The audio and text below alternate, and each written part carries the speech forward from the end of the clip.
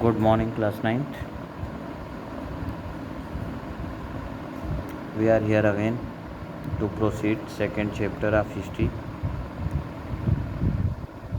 Our today's topic is the coming of socialism to Europe. By the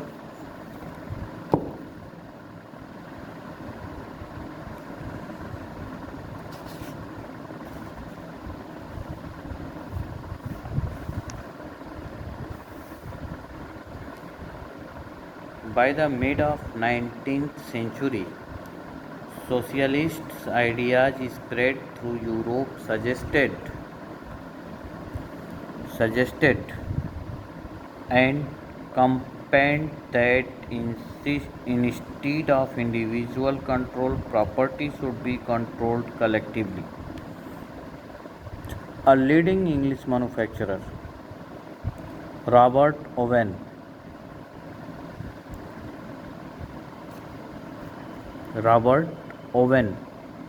demanded to build a cooperative community called the New Harmony in Indiana, that is known as USA. French socialist Louis Blanc wanted the government to encourage cooperatives and replace capitalist enterprises. These cooperatives were to be associations of people who associations of people who produced goods together and divided the profits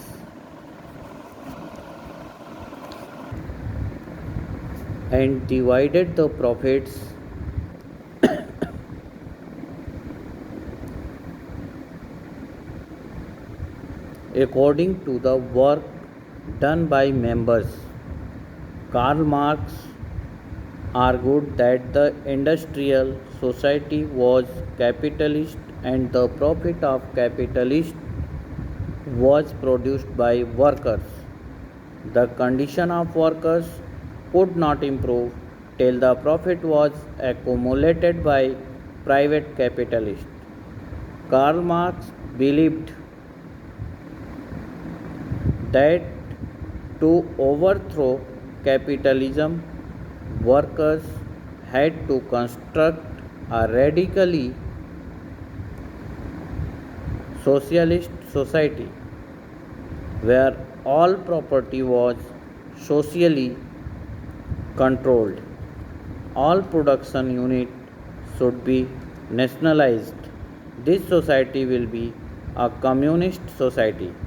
Friedrich Engels joined with Marx to suggest that workers have to overthrow capitalism and the rule of private property. After that, support for socialism. Socialists formed an international body called Second International to coordinate their effort and their ideas. In England and Germany, workers formed associations and they set up funds to help members in time of distress. They demanded reduced working hours and the right to vote.